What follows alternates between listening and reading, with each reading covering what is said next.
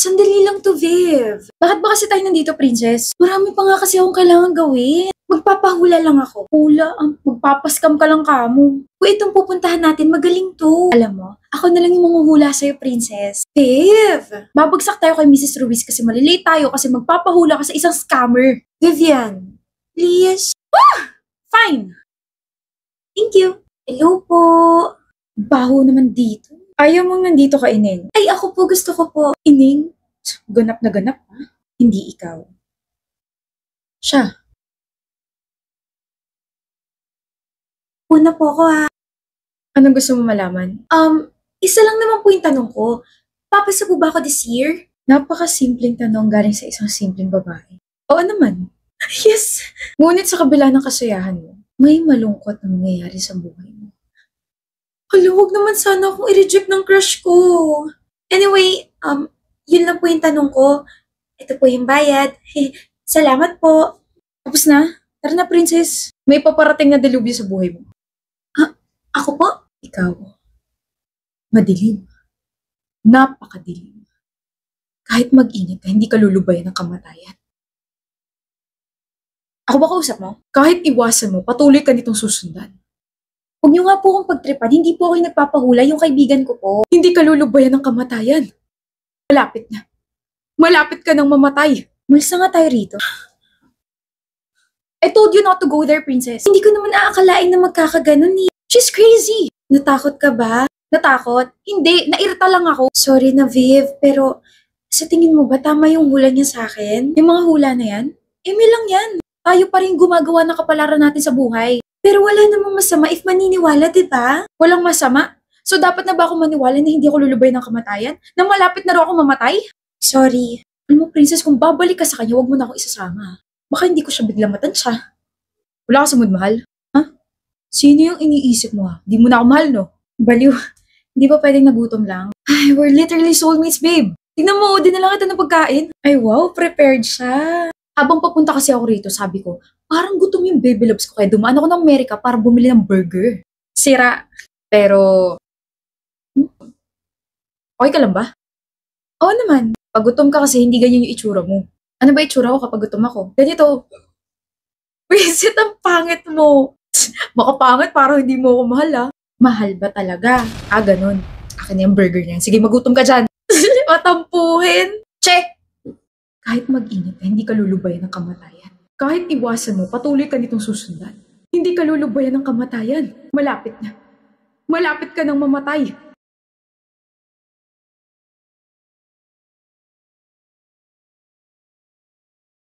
Wisit!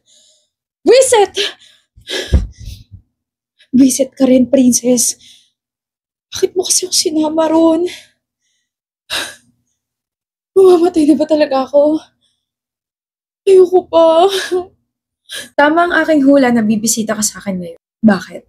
Hindi ka ba pinapatahimik ng mga nasabi ko sa'yo, Ining? I don't know kung anong trip mo sa buhay at sinabi mo yung kapalaran ko kahit hindi naman ako yung nagpapahula pero ever since you said those things, palagi na akong binabangungot. Hindi ka lulubayan ng kamatayan. Alam ko na yan. Ang gusto ko malaman, may solusyon ba para hindi ako mamatay? Meron. Meron? Sakripisyo. Yun lang? I've been sacrificing myself for the past years.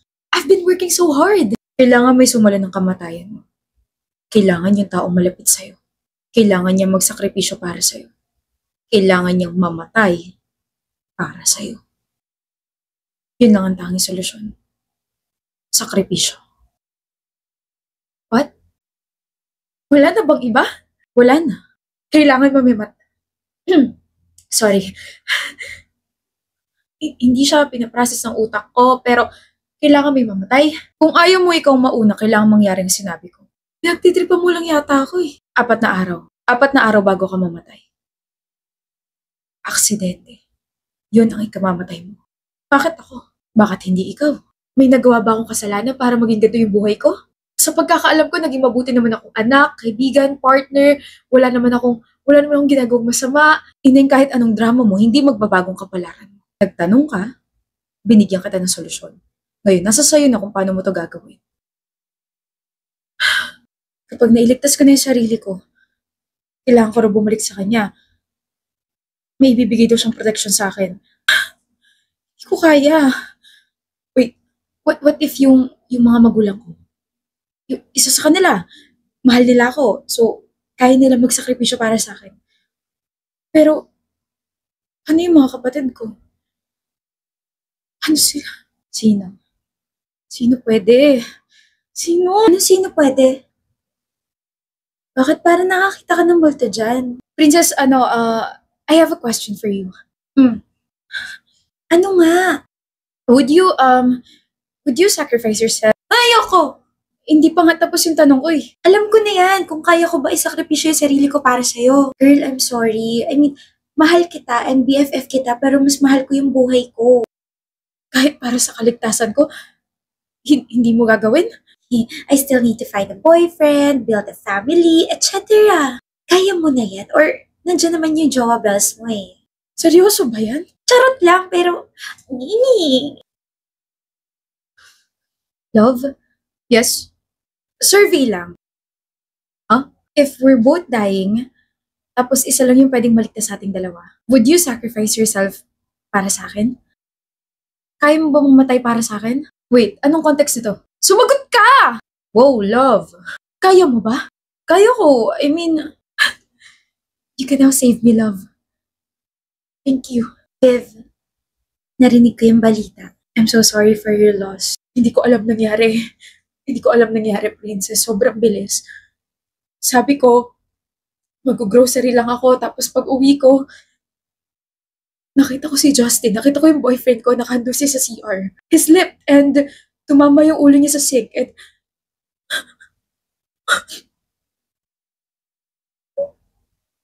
ano na lang gagawin ko kung wala siya? Bakit pa kasi ako nag-grocery? Bakit pa ako umalis? Bakit? Should have been there. Eh di sana nasagip ko pa siya, diba? Nandito lang ako kung kailangan mo ng kausap. Asan ka? Nagawa ko. Naligtas ko yung sarili ko. May nagsakripisyo para sa akin. Mahal niya ako. Nagsakripisyo yung boyfriend ko para sa akin, okay? Nakaburol na siya ngayon. Tapos, natanggap mo ba yung perang pinadala ko? Di ba sabi mo kapag nagawa ko yung inutos mo, bibigay ka sa akin, tapos kailangan ko magbayad. So, nasan ka? Akin na yung protection. Sino nga mo, te? Yung babaeng nandito po, yung manghuhula. Blonde po yung buhok niya, tapos mahaba. Uy! Pati ikaw ba na biktima niya? Ha? Naku po, pang-20 ka na ngayong araw na naghahanap sa kanya.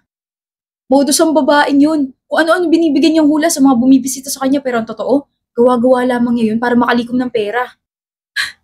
Hindi totoo yung mga hula niya. Nalaman din namin na wanted yun sa ibang bayan dahil sa panloloko. Humigit kumulang 1 milyon yata yung nakuha niyang pera sa ibang tao eh.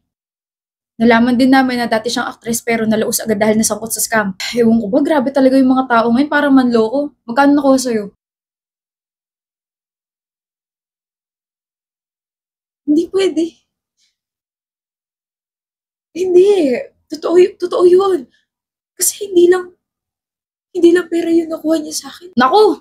Titulo ng bahay? Lupa? Kotse? Ano? Buhay. Buhay ng tao. Buhay?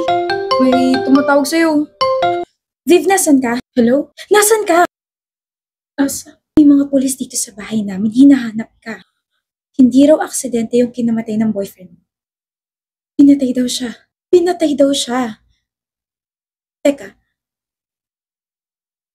Diba ikaw yung huling kasama niya bago siya namatay? Kaya ba nandito yung mga pulis? Kaya ba hinahanap ka nila kasi